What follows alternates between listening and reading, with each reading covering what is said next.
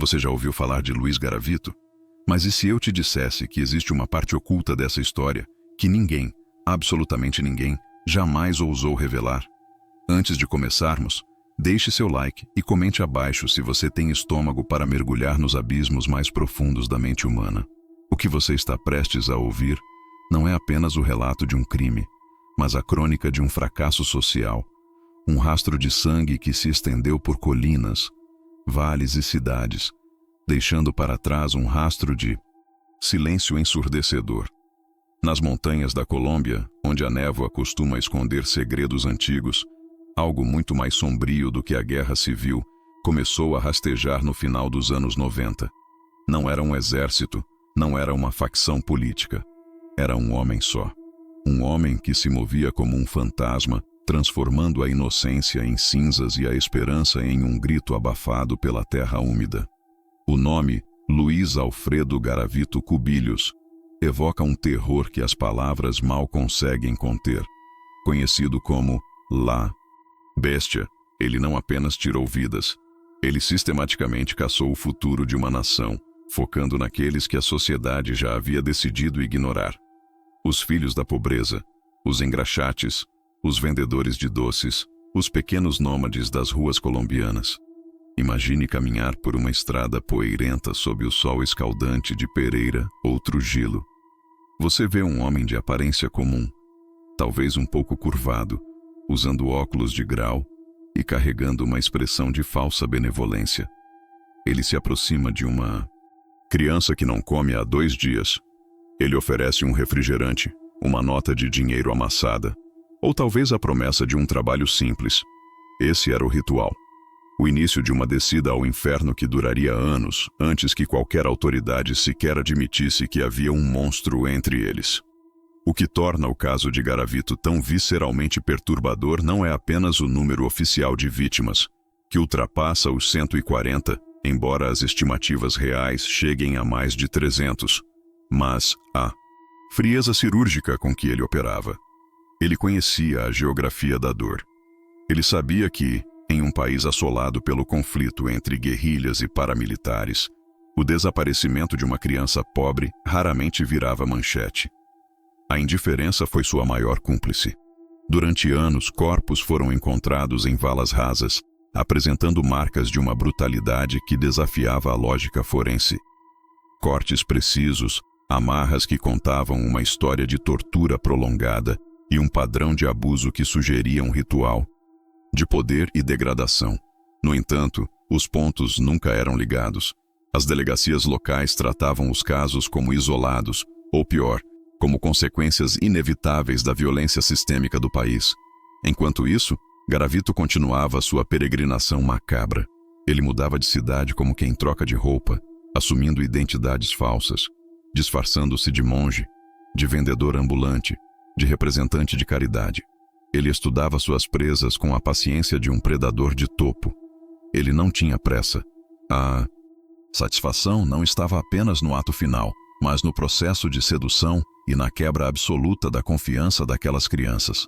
Para entender como um ser humano se torna a besta, precisamos olhar para as cicatrizes que o próprio Garavito carregava, embora o entendimento nunca deva ser confundido com o perdão. Nascido em 1957, em Gênova, na região de Quindio, sua infância foi um prólogo de violência. Abusado física e sexualmente por seu pai e por vizinhos, ele cresceu em um ambiente onde o afeto era inexistente e a crueldade era a única linguagem falada. Essas sementes de trauma floresceram em uma psicopatia sem precedentes. Ele aprendeu cedo que a dor era uma moeda de troca e que o poder residia em quem infligia o sofrimento, não em quem o recebia. Na vida adulta, ele tentou manter uma fachada de normalidade, mas o abismo dentro dele era vasto demais. O álcool tornou-se seu combustível e sua desculpa, enquanto as fantasias de dominação começaram a transbordar para a realidade. Quando ele finalmente começou sua série de assassinatos em massa, ele não era mais apenas Luiz, ele era uma força da natureza maligna, operando com uma eficiência assustadora. O rastro de corpos começou a se acumular em locais como o Vale do Cauca. As autoridades começaram a notar um padrão estranho, mas a comunicação precária entre os municípios colombianos permitia que Garavito operasse nas sombras. Cada cena de crime era uma mensagem que ninguém conseguia ler. Os corpos eram encontrados em estados de decomposição avançada, muitas vezes decapitados ou com sinais de empalamento, indicando que o assassino buscava uma profanação total do corpo humano. Mas como ele conseguia passar despercebido por tanto tempo? A resposta reside na sua camuflagem social. Garavito era um mestre em se tornar invisível. Ele frequentava igrejas, falava sobre Deus e usava a retórica da salvação para atrair os pequenos que buscavam um refúgio. Ele era o lobo em pele de cordeiro mais literal que a história criminal já registrou. O pânico começou a se instalar de forma fragmentada. Mães desesperadas batiam nas portas de delegacias apenas para serem mandadas de volta para casa, com a justificativa de que seus filhos provavelmente tinham fugido para se juntar aos grupos armados. Mas o que estava acontecendo nas matas não tinha motivação política. Era algo muito mais primal. Era o prazer de um homem em ver a luz se apagar nos olhos de um inocente. A investigação que levaria à sua captura foi um processo lento, doloroso e repleto de erros. Foi apenas quando os crimes cruzaram fronteiras estaduais com uma frequência alarmante que uma força-tarefa começou a se formar. No entanto, Garavito já estava quilômetros à frente, cruzando a fronteira para o Equador, expandindo seu território de caça. Ele não parava. A compulsão era um motor que não conhecia o descanso. Em cada nova cidade, o ciclo se repetia. A abordagem, a promessa, o deslocamento para uma área isolada e, finalmente, o horror. Ele guardava troféus? Sim, mas não objetos físicos. Ele guardava a memória do medo. Ele detalhava seus crimes em cadernos, uma contabilidade do mal que mais tarde chocaria os investigadores pela precisão e pela total ausência de remorso. Quando os detetives finalmente começaram a reunir as evidências físicas, pedaços de corda, impressões digitais em garrafas de refrigerante deixadas perto dos corpos, relatos de sobreviventes que conseguiram escapar por milagre, a imagem de um homem magro, de óculos e fala. Mansa começou a emergir, mas o nome dele ainda era um mistério. Ele era conhecido apenas como o Monstro de Gênova, ou o Maníaco das Crianças. A caçada humana se intensificou, mas a Colômbia dos anos 90 era um labirinto de caos. Garavito usava esse caos a seu favor. Ele sabia que a polícia estava sobrecarregada com cartéis de drogas e guerrilhas urbanas. Ele sabia que, para o sistema, aquelas crianças eram descartáveis, mas o destino, ou talvez o peso de seus próprios crimes, começou a fechar o cerco. Em 1999, um erro banal, uma tentativa de abuso que deu errado e o depoimento de uma testemunha persistente colocaram os olhos da lei diretamente sobre ele. O momento da sua prisão não teve o drama de um filme de Hollywood. Ele foi detido sob suspeita de tentativa de estupro, uma acusação que ele provavelmente achou que poderia contornar. Mas, dessa vez, os investigadores estavam prontos. Eles tinham fotos, tinham mapas e, acima de tudo, tinham a determinação de acabar com o pesadelo. O que se seguiu na sala de interrogatório foi uma das demonstrações mais perturbadoras de frieza humana já documentadas. Inicialmente, ele negou tudo com uma calma gélida. Mas, à medida que as evidências eram empilhadas diante dele, fotos de dezenas de corpos, objetos encontrados em seus esconderijos, algo dentro dele estalou. Não foi um colapso de culpa, mas sim uma explosão de arrogância. Ele começou a confessar, e ele não parou. Ele desenhou mapas. Ele guiou a polícia até valas comuns que ninguém jamais teria encontrado. Ele falava sobre os assassinatos com a mesma trivialidade com que alguém descreve as compras de supermercado. A escala do que ele estava revelando era tão vasta que os próprios investigadores precisavam fazer pausas para vomitar ou chorar. O número de vítimas subia a cada hora. 50, 80, 100, 140. O país assistia em estado de choque absoluto, enquanto a besta revelava seu império de dor.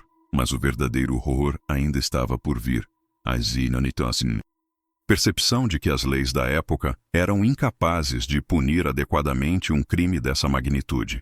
Devido à legislação colombiana, a pena máxima que ele poderia enfrentar era ridiculamente baixa comparada à atrocidade de seus atos. Isso gerou uma onda de indignação que abalou as estruturas do sistema judiciário. Enquanto ele estava preso, Garavito tentou se reinventar novamente. Ele afirmou ter se convertido ao cristianismo, pediu perdão em entrevistas televisivas e tentou projetar a imagem de um homem reformado, uma vítima de seu próprio passado. Mas por trás das lentes dos óculos, o mesmo olhar predatório permanecia. Especialistas em psiquiatria forense que o avaliaram foram unânimes. Ele era um psicopata clássico, incapaz de empatia, um mestre da manipulação que usaria qualquer ferramenta, inclusive a religião, para tentar obter benefícios ou reduzir sua pena. A história de Luiz Garavito é um lembrete sombrio de que o mal não precisa de chifres ou garras para existir. Ele pode usar um sorriso gentil e oferecer um doce em uma tarde quente de domingo. O impacto de seus crimes deixou cicatrizes permanentes em centenas de famílias e mudou para sempre a forma como a Colômbia encara a proteção à infância.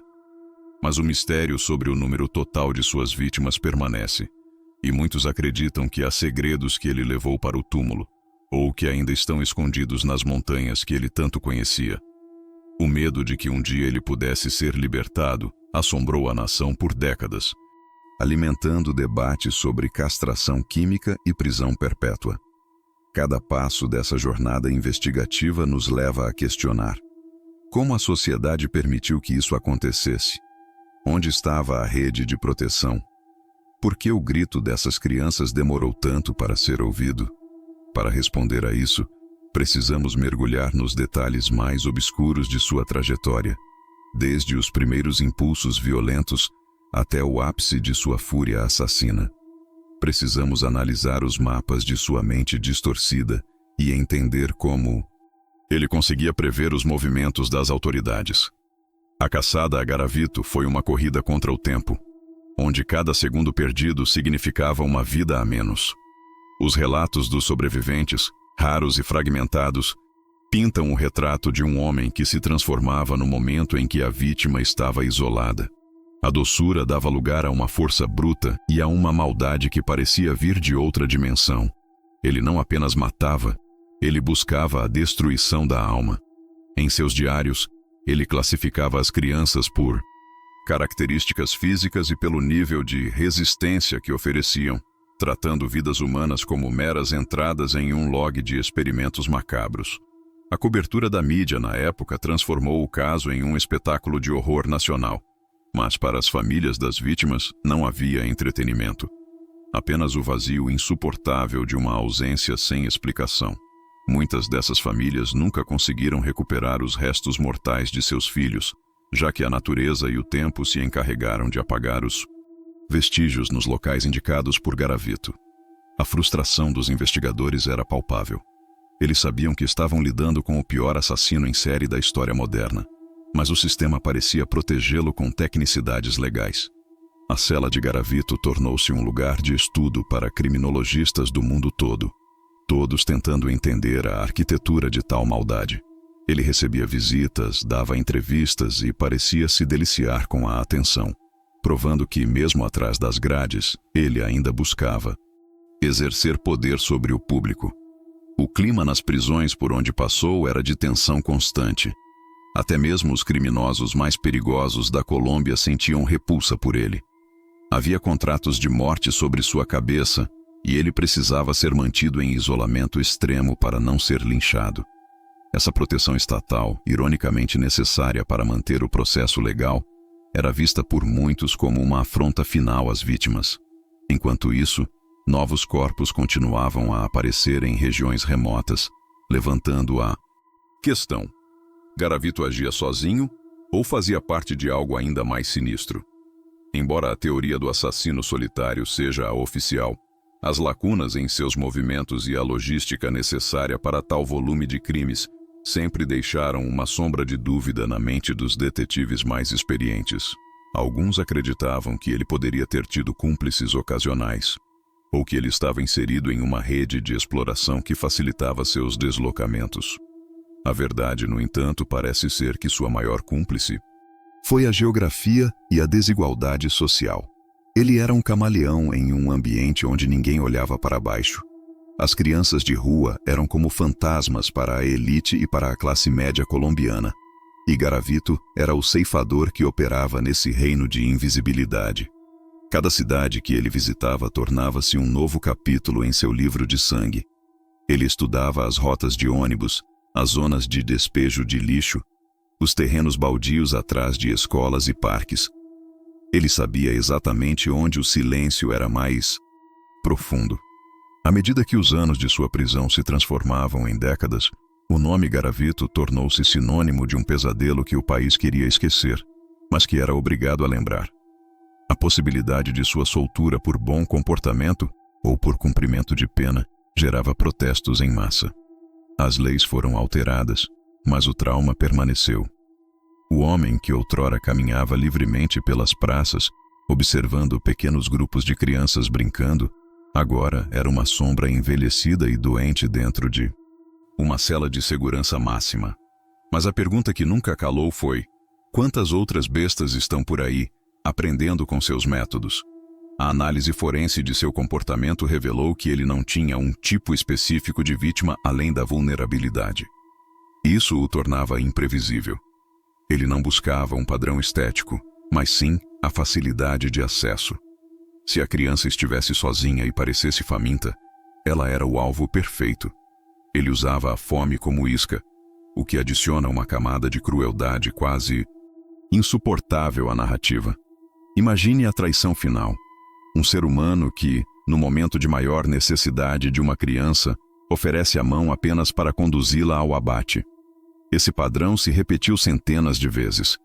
Em cada interrogatório, Garavito parecia testar os limites da paciência dos investigadores, omitindo detalhes de propósito para depois revelá-los com um sorriso cínico. Ele jogava com a dor alheia como se fosse um mestre de xadrez.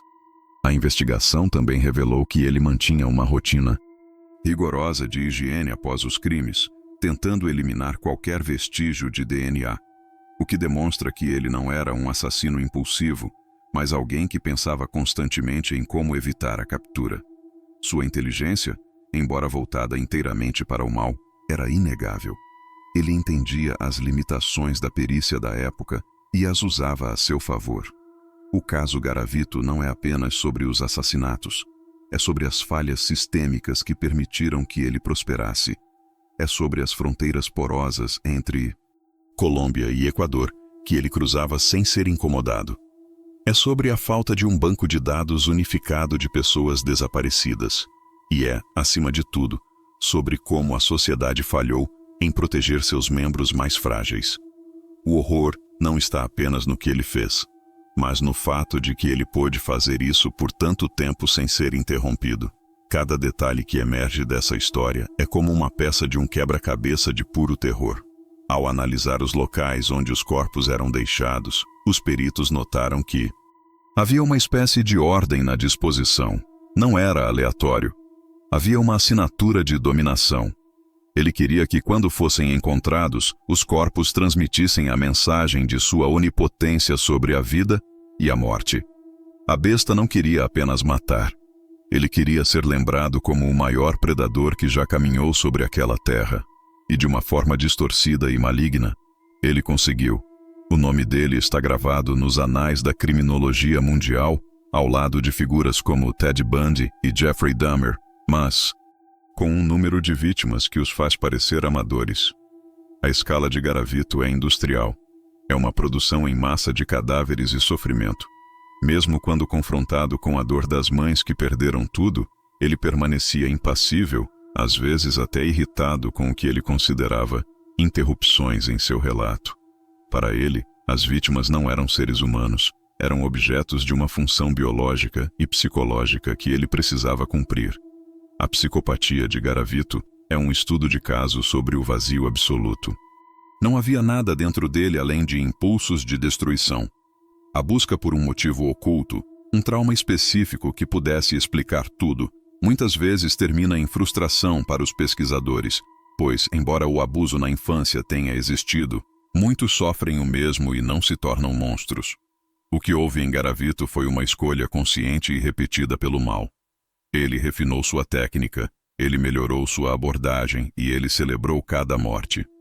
A cada passo que damos nessa narrativa, a escuridão parece aumentar. O que acontece quando o homem que personifica o mal começa a envelhecer e a enfrentar a própria mortalidade? Ele se arrepende? Ou ele apenas lamenta não ter podido continuar? As entrevistas finais de Garavito, antes de sua saúde se deteriorar gravemente, mostram um homem que ainda tentava manter o controle da narrativa. Ele falava de si mesmo na terceira pessoa, como se estivesse analisando um personagem.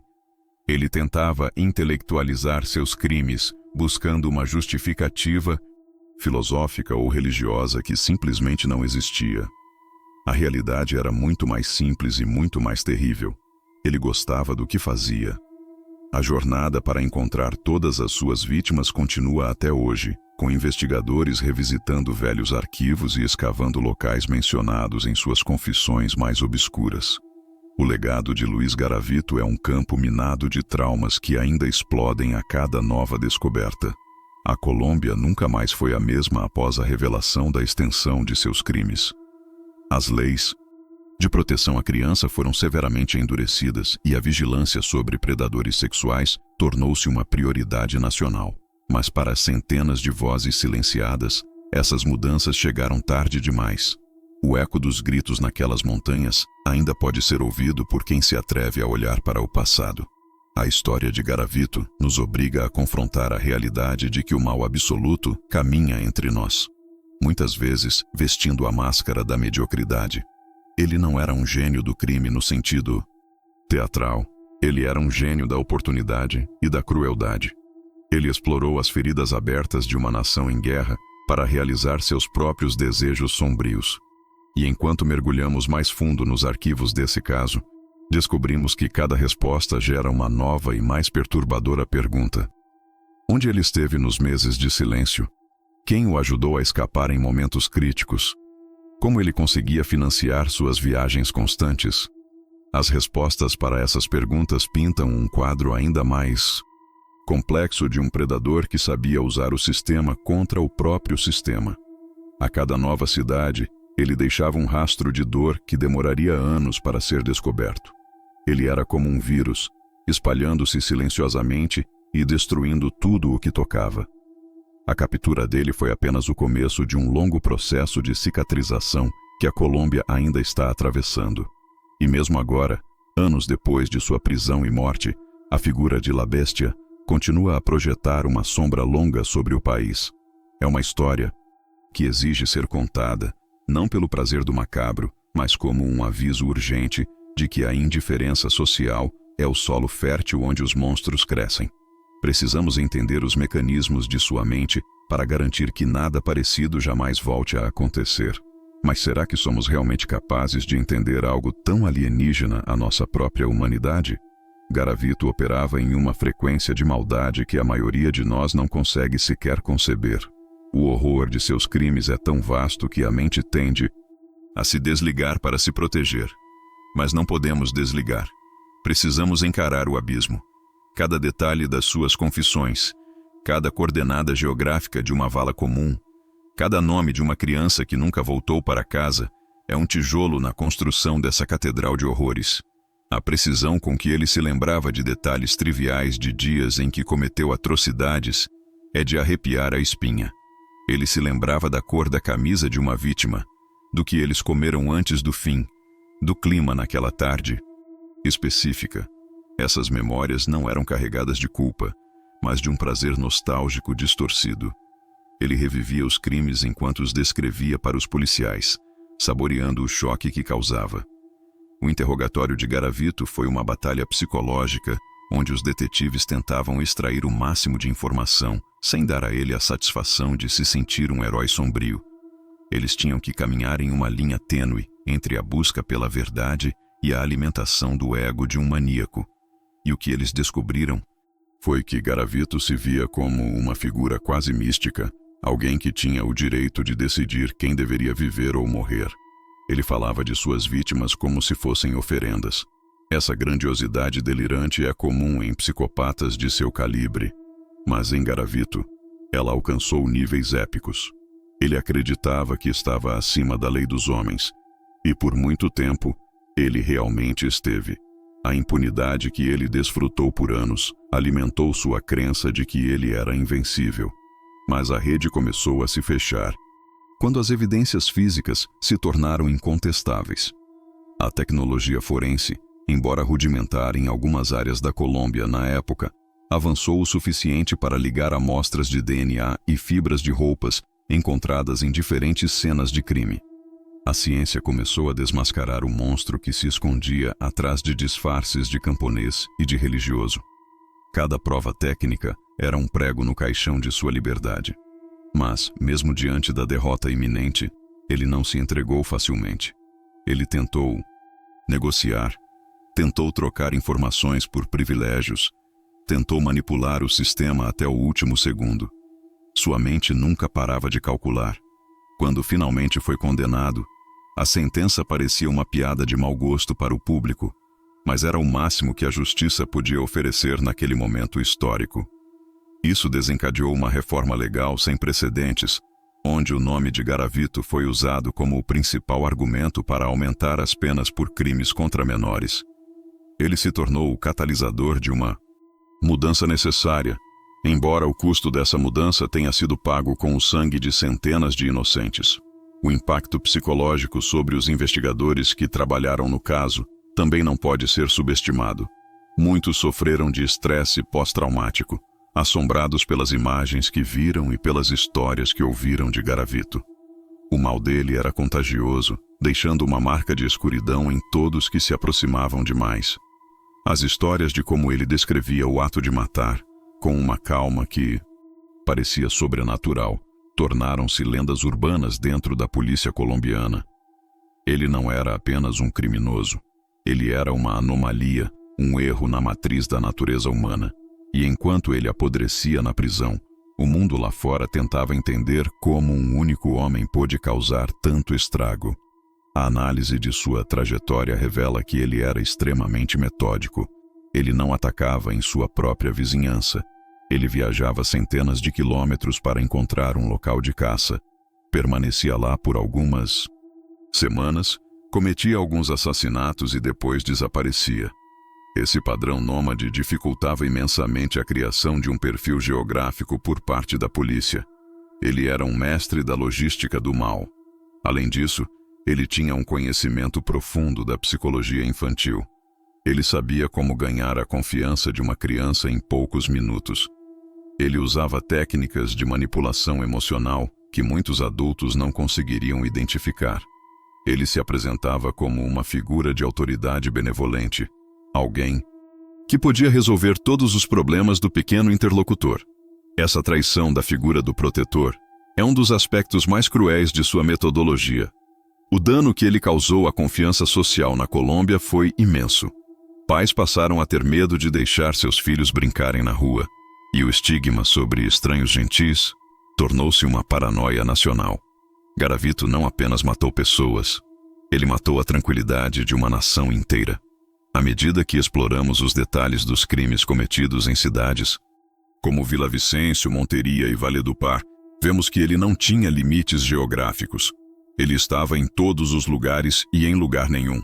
A besta era onipresente na dor que semeava. Em alguns casos, ele deixava bilhetes ou marcas específicas, quase como se estivesse desafiando a polícia a pegá-lo. Era um jogo de gato e rato onde ele era o gato. E a sociedade, o rato. Sua arrogância era tanta que ele chegou a frequentar os mesmos locais onde os corpos tinham sido descobertos, observando o trabalho da polícia à distância. Misturado à multidão de curiosos, ele sentia prazer em ver o caos que causava. Esse voyeurismo macabro é um traço distintivo de sua sede de poder.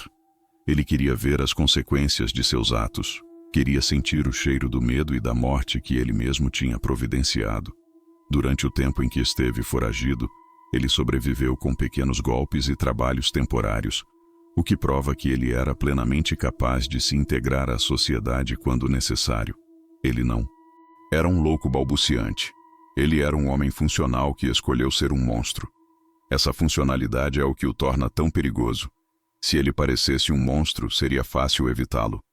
Mas ele parecia um vizinho, um tio, um amigo de confiança. A máscara da sanidade era sua ferramenta mais afiada. Quando a máscara finalmente caiu, o que restou foi um vazio tão profundo que nem mesmo a justiça mais severa poderia preencher. O caso de Luiz Garavito continua sendo um dos capítulos mais negros da história mundial. Um mergulho sem volta nas profundezas do que o ser humano é capaz de fazer quando perde qualquer rastro de consciência. E enquanto avançamos por cada um desses 30 minutos de narrativa, o peso do que ele fez começa a se assentar sobre nós, lembrando-nos de que a vigilância eterna é o preço da segurança de nossas crianças. O detalhamento de suas ações em Pereira, por exemplo, revela uma audácia impressionante. Ele agia em plena luz do dia, em áreas movimentadas, confiando totalmente em sua invisibilidade social. Ele escolhia o momento exato em que a vigilância diminuía, o segundo em que a criança se afastava um pouco mais do grupo. Era um oportunista de elite. As histórias de sobreviventes, embora poucas, são relatos de puro pânico. Eles descrevem a mudança no olhar de Garavito, o momento em que a máscara caía e o predador assumia o controle. Aqueles que conseguiram fugir carregam cicatrizes mentais e físicas que nunca fecharão. Eles são os testemunhos vivos de um horror que desafia a descrição. E o que dizer das provas deixadas para trás? Garavito, em sua arrogância, muitas vezes guardava recortes de jornais sobre seus próprios crimes, como se estivesse montando um portfólio de sua obra. Ele se via como um artista da morte, e cada cadáver era uma instalação de sua crueldade. A descoberta desses recortes em seus pertences foi um dos momentos decisivos para ligar os crimes em diferentes estados. Ele não conseguia se desfazer de sua glória sombria. A mente de um psicopata como ele se alimenta da notoriedade, mesmo que seja uma notoriedade mantida em segredo. Ao confessar, ele não estava buscando redenção, ele estava buscando seu lugar na história.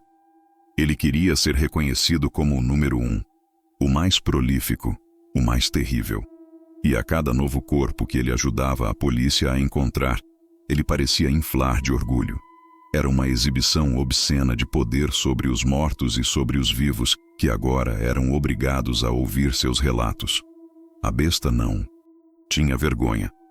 Ele tinha apenas um apetite insaciável por destruição. E esse apetite o levou a cruzar todas as linhas da decência humana, transformando a Colômbia em um cemitério a céu aberto para os inocentes. O impacto de Garavito na cultura popular colombiana é profundo e traumático. Ele se tornou o bicho-papão real, a figura que as mães usam para assustar os filhos e mantê-los por perto, mas com a consciência terrível de que ele realmente existiu. O medo que ele instilou é palpável até hoje, em certas regiões rurais. Cada detalhe desse roteiro foi construído para que você sinta a gravidade de cada vida perdida. Não são apenas estatísticas, são sonhos interrompidos, risadas silenciadas e famílias destruídas para sempre. O número oficial pode ser 140, mas para cada um desses 140, há uma rede de centenas de pessoas afetadas. O trauma se expande em ondas, tocando vizinhos, amigos, policiais e toda uma sociedade que se sente culpada por não ter percebido. A análise da infância de Garavito nos dá pistas, mas nunca uma desculpa. O abuso que ele sofreu foi real e terrível, mas a resposta que ele deu ao mundo foi uma escolha de maldade pura. Milhões de pessoas sofrem traumas e escolhem o caminho da cura, ou, pelo menos, da não violência. Garavito escolheu o caminho do sangue. Ele decidiu que, como o mundo o tinha feito sofrer, ele faria o mundo sofrer 10 vezes mais. Ele canalizou sua dor em uma arma direcionada aos mais indefesos. Essa perversão da dor é o que o define. Durante seu tempo na prisão, as tentativas de manipulação continuaram. Ele escrevia cartas para autoridades, tentava envolver organizações de direitos humanos e buscava brechas legais constantemente. Ele nunca parou de lutar pela sua própria liberdade, a mesma liberdade que ele negou a tantos outros. Sua morte na prisão, em 2023, trouxe um fechamento técnico ao caso, mas não um fechamento emocional. O monstro morreu, mas o rastro de destruição que ele deixou continua vivo. As lições aprendidas com o caso Garavito são amargas e fundamentais. Aprendemos sobre a necessidade de cooperação entre diferentes forças policiais, sobre a importância de ouvir as populações mais marginalizadas e sobre a urgência de sistemas de proteção à infância que sejam proativos e não apenas reativos. O horror de Luiz Garavito é um espelho que reflete o que acontece quando uma sociedade ignora seus próprios filhos. Ele prosperou no silêncio, na pobreza e na indiferença. E é por isso que contar essa história é tão crucial. Não podemos permitir que o silêncio vença novamente. Precisamos manter a luz acesa sobre os cantos mais escuros da nossa história, para que outras feras não encontrem lugar para se esconder. Cada palavra deste roteiro foi pensada para criar uma experiência de imersão total na realidade desse caso.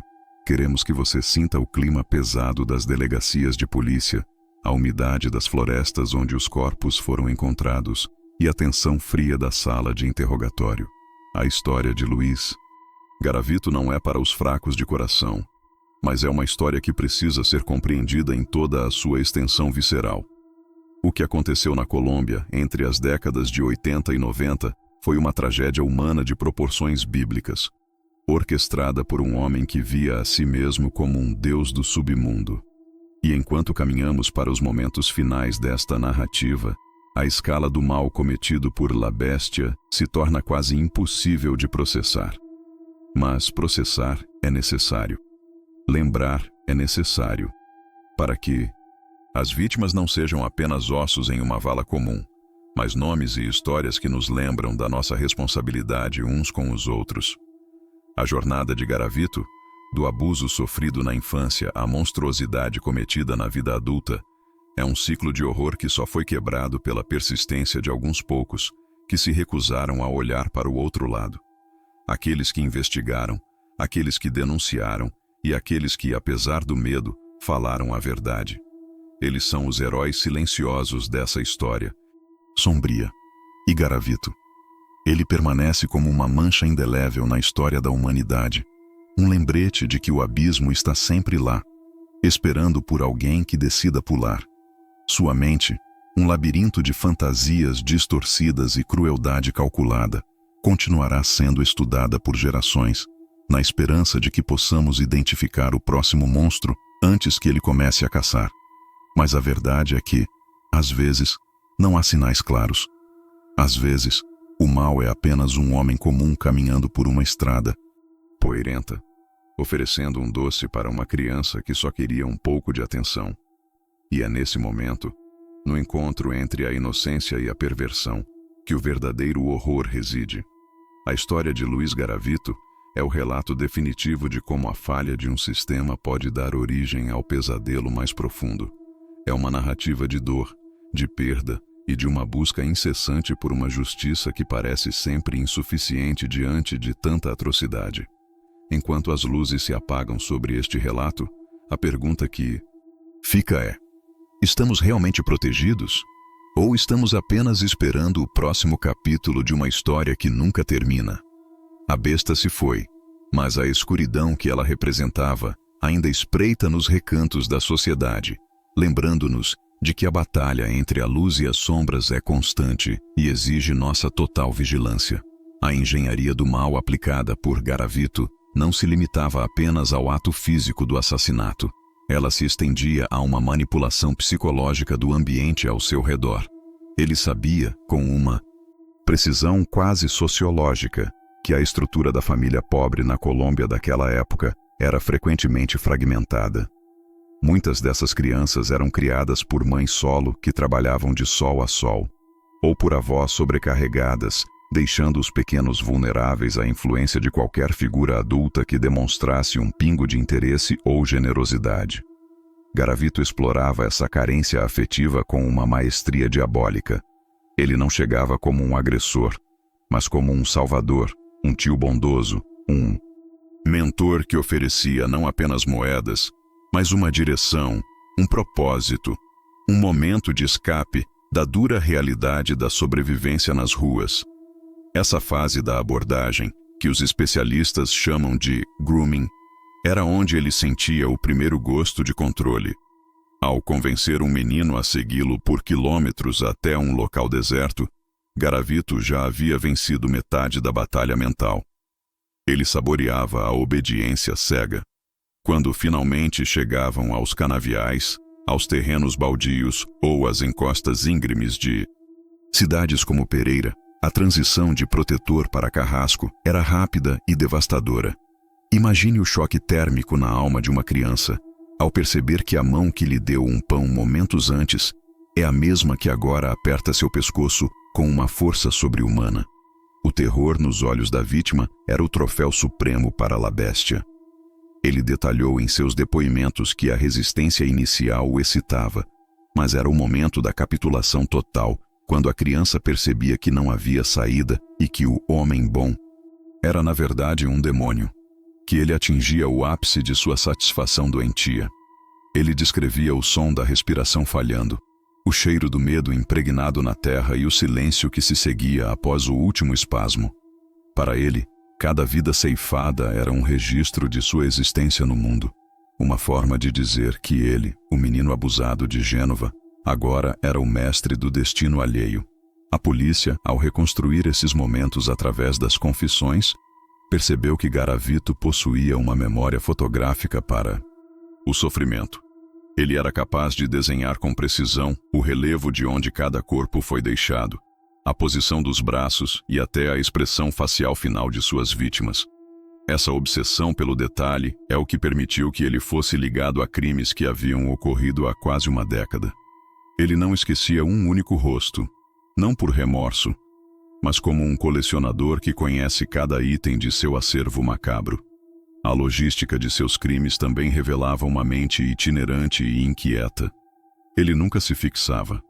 Usava a rede de transporte público da Colômbia como sua artéria principal, movendo-se de departamento em departamento, sempre um passo à frente de qualquer suspeita local.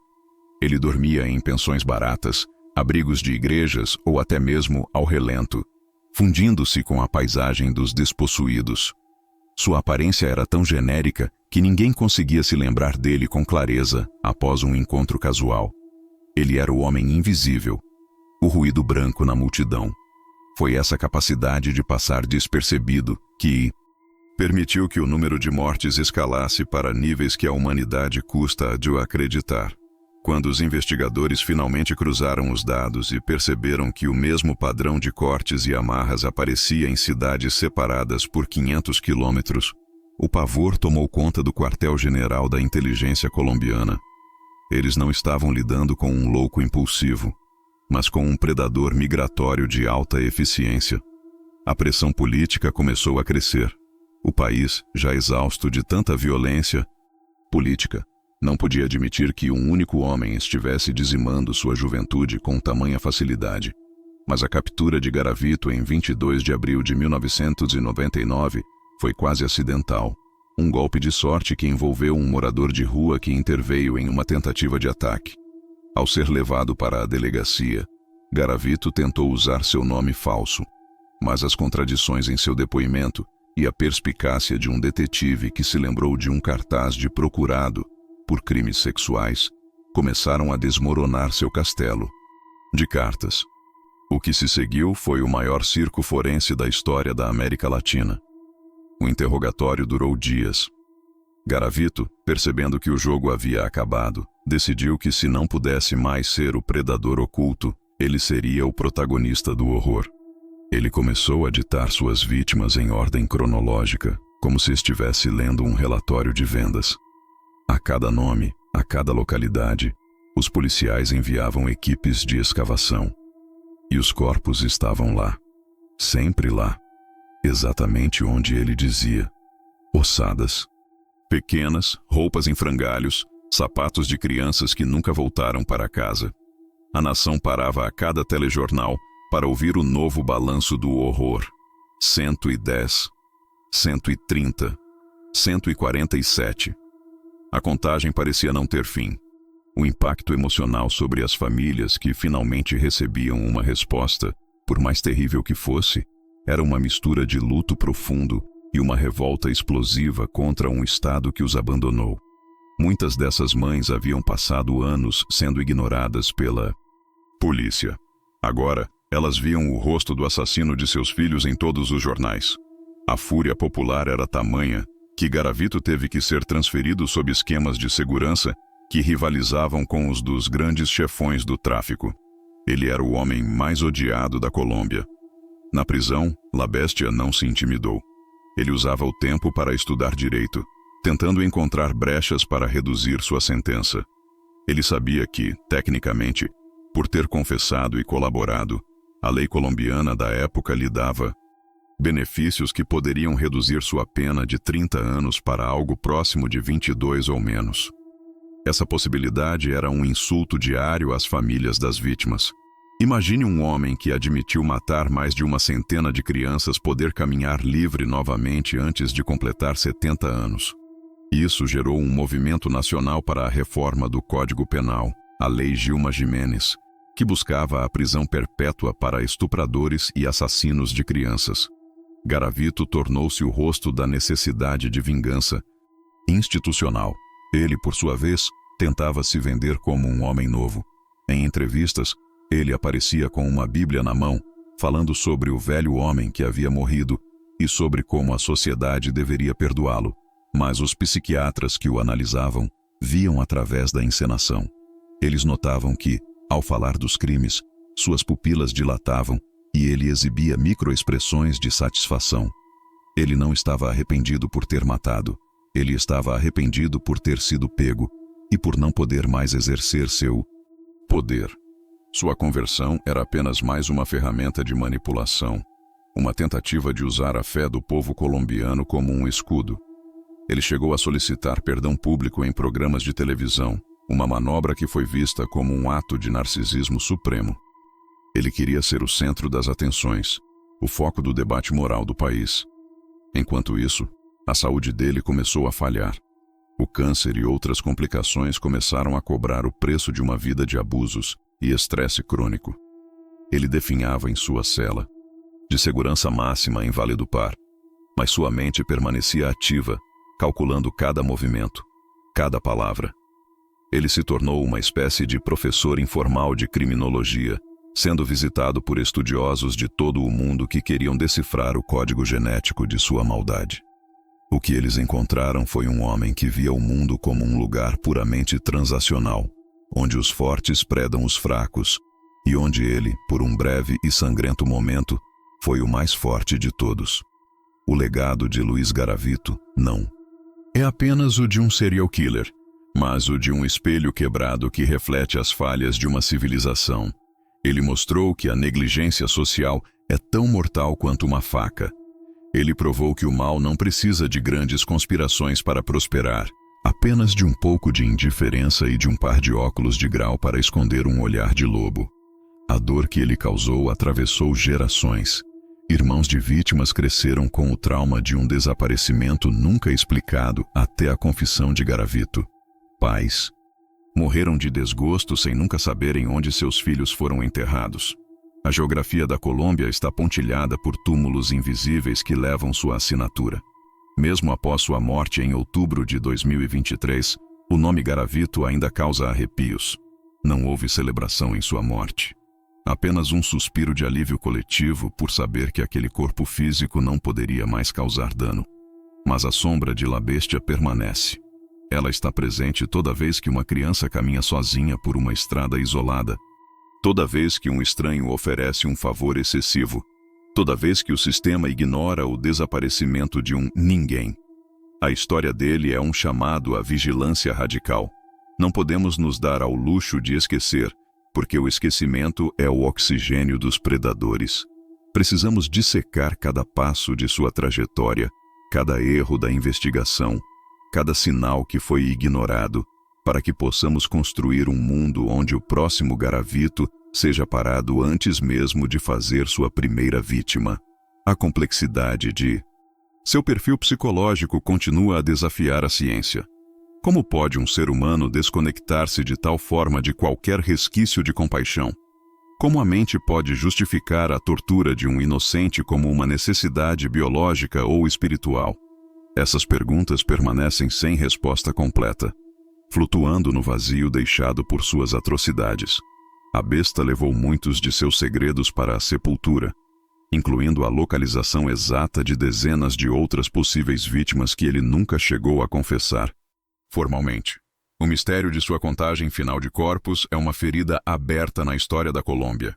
Estima-se que o número real possa chegar a 300, o que o tornaria o maior assassino em série da história documentada.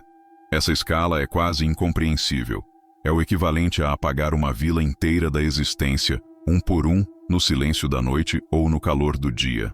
Garavito operava como uma máquina, uma engrenagem de morte que não parava por cansaço ou dúvida. Sua única parada foi forçada pelas grades da prisão. E mesmo ali, ele tentou manter sua aura de controle. Ele era um homem que temia a morte, apesar de ter convivido com ela tão intimamente. Ele temia o julgamento final que tanto mencionava em suas falas religiosas, embora agisse como se fosse imune a ele. No final das contas, Luiz Garavito foi um lembrete cruel de que a natureza humana tem um porão escuro, onde coisas terríveis podem crescer se permitirmos.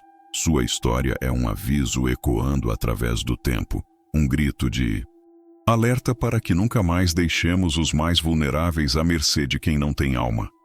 A jornada de La Bestia terminou em um hospital de prisão, cercado por aqueles que o vigiavam não por cuidado, mas por dever.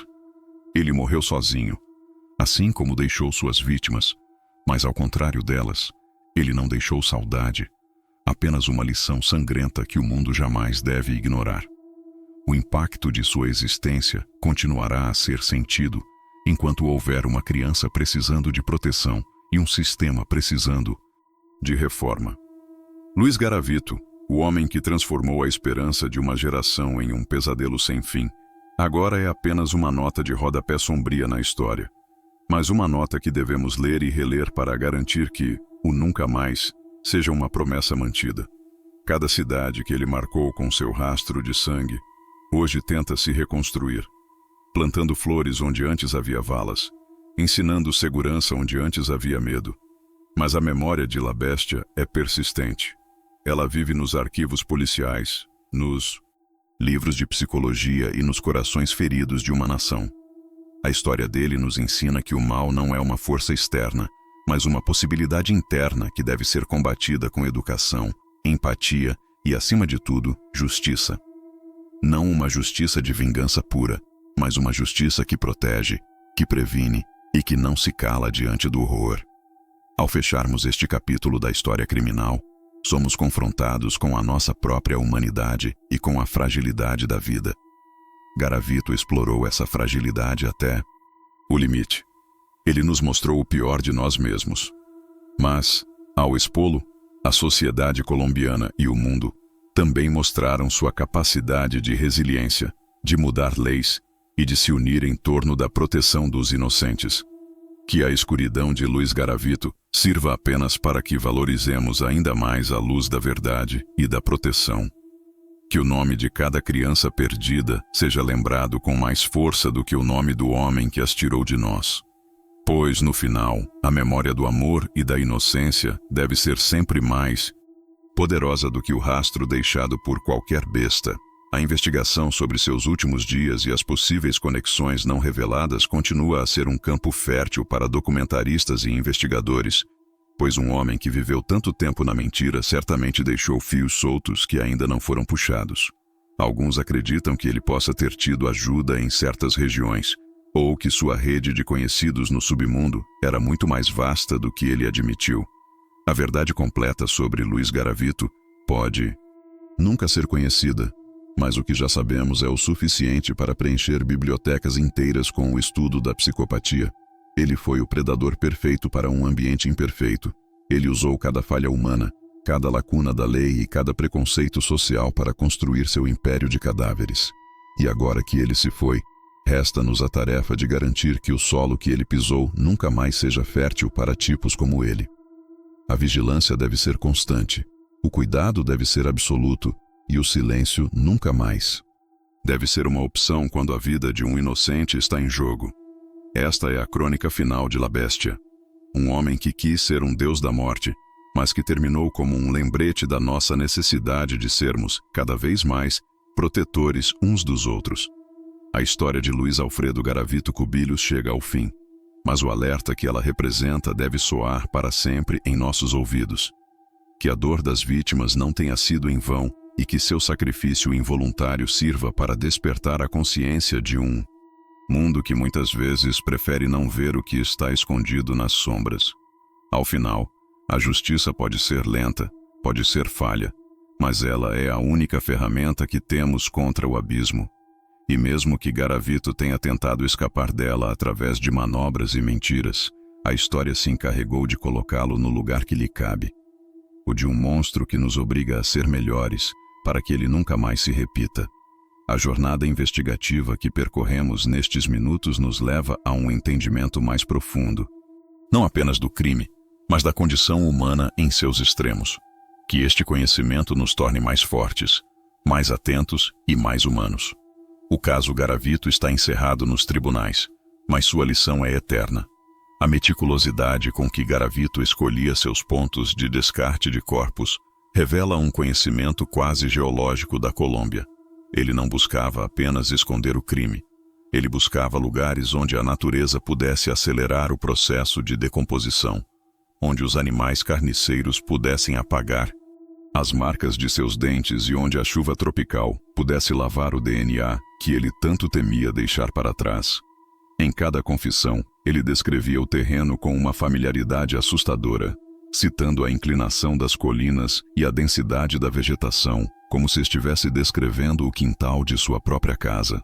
Para os investigadores, cada expedição de busca era uma descida traumática ao inferno. Eles caminhavam por horas sob o sol causticante, guiados pelos mapas desenhados à mão por um homem que sorria enquanto explicava onde a cabeça de uma criança estaria em relação a um tronco de árvore específico. O impacto psicológico de encontrar restos mortais tão pequenos, muitas vezes reduzidos a fragmentos de ossos e pedaços de borracha de um sapato barato, era uma carga que muitos policiais não conseguiram suportar. Houve relatos de oficiais que abandonaram a corporação após as escavações em Pereira, incapazes de conciliar a imagem de um ser humano com as atrocidades que viam naquelas valas.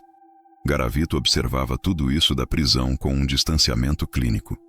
Ele se via como um professor de anatomia do mal, alguém que estava prestando um serviço ao revelar seus crimes, ignorando o fato de que ele era a única razão para aquela dor existir. A análise de seus cadernos de anotações, apreendidos em esconderijos espalhados pelo país, revelou uma contabilidade do horror que ia além do que ele confessou inicialmente. Havia datas, nomes fictícios e descrições de experimentos que ele realizava com o tempo de agonia de suas vítimas. Ele era um cientista da depravação. Ele queria saber quanto tempo o medo levava para se transformar em aceitação da morte. Esse nível de crueldade premeditada é o que o diferencia de qualquer outro assassino impulsivo. Ele não matava por um surto de raiva. Ele matava como quem cumpre uma agenda de trabalho. A cada novo detalhe que surgia, a sociedade colombiana se via forçada a encarar sua própria negligência. Porque ninguém sentiu falta do menino que vendia chicletes no semáforo de Armênia? Por que o desaparecimento de 3 irmãos em um único dia não gerou um bloqueio nas estradas? A resposta, amarga e direta, era a classe social. Garavito caçava nos pontos cegos da economia. Ele sabia que, para o Estado, aquelas crianças eram apenas números em uma estatística de pobreza, e que suas mortes seriam atribuídas à violência comum ou ao recrutamento forçado por grupos rebeldes. Ele usou a Guerra Civil Colombiana como uma cortina de fumaça perfeita. Enquanto o exército e as guerrilhas se matavam nas frentes de batalha, a besta agia nos bastidores, devorando os filhos daqueles que já não tinham nada. Essa percepção gerou uma crise de consciência nacional. O sistema judiciário, sob pressão extrema, tentou encontrar formas de garantir que ele nunca mais visse a luz do sol. Mas as leis de 1999 eram um labirinto de benefícios para réus confessos. O debate sobre a castração química tornou-se um tema recorrente nos jantares das famílias colombianas, refletindo um desejo desesperado de neutralizar o monstro por qualquer meio necessário. Garavito, ciente disso, jogava o jogo da vitimização. Ele escrevia cartas para jornais alegando que seus direitos humanos estavam sendo violados e que ele era um homem doente que precisava de tratamento, não de punição. Essa audácia enfurecia a opinião pública e tornava cada uma de suas aparições no tribunal um evento de alta tensão, com multidões do lado de fora exigindo seu linchamento. A segurança dele custava fortunas aos cofres públicos, um dinheiro que muitos diziam que deveria ser usado para as famílias das vítimas. Mas o Estado precisava mantê-lo vivo. Ele era o arquivo vivo de centenas de desaparecimentos não resolvidos. Matá-lo significaria condenar centenas de famílias ao silêncio eterno sobre o paradeiro de seus filhos. Foi esse dilema que manteve Garavito protegido em uma cela isolada por mais de 2 décadas. Ele tornou-se um símbolo da impotência da lei diante do mal absoluto. Mesmo doente, ele mantinha sua arrogância. Ele recebia jornalistas estrangeiros e cobrava por entrevistas, tentando lucrar com sua própria infâmia. Ele falava de si mesmo como uma lenda, alguém que seria estudado por 1000 anos. E de certa forma, ele estava certo. Ele tornou-se o padrão ouro do horror criminológico. Cada detalhe de sua vida foi dissecado por psiquiatras forenses em busca de uma chave. Um gatilho que explicasse como um homem pode se tornar tão desprovido de alma. Eles olharam para sua infância em Gênova, para os espancamentos que sofreu do pai, para a solidão de seus anos de errância. Mas no fim, a conclusão era sempre a mesma. Havia um vazio onde deveria estar a consciência. Ele era um predador por escolha e por prazer.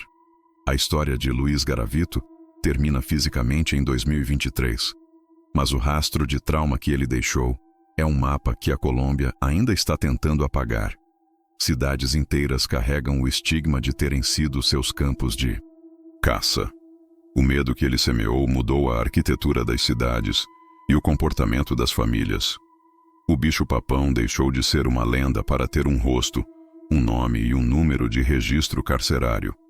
Ao olharmos para trás, para os 30 minutos de horror que este relato descreve, somos confrontados com a fragilidade da civilização. Bastou um homem sem escrúpulos e uma sociedade distraída para que uma geração de crianças fosse sacrificada. Que a história de La Bestia não seja apenas um conto de crime real para entretenimento, mas um aviso solene. O mal não é um monstro que vive na floresta. Ele é o homem que oferece um doce e um sorriso no caminho da escola. O mal se alimenta do nosso silêncio e da nossa indiferença. E a única forma de garantir que o nome de Luiz Garavito seja o último de sua espécie é nunca mais permitirmos que uma criança seja invisível aos nossos olhos. A justiça pode ter sido tardia, as penas podem ter sido insuficientes, mas a verdade agora está exposta. E, na verdade, há uma forma de poder que nem mesmo a besta conseguiu conter.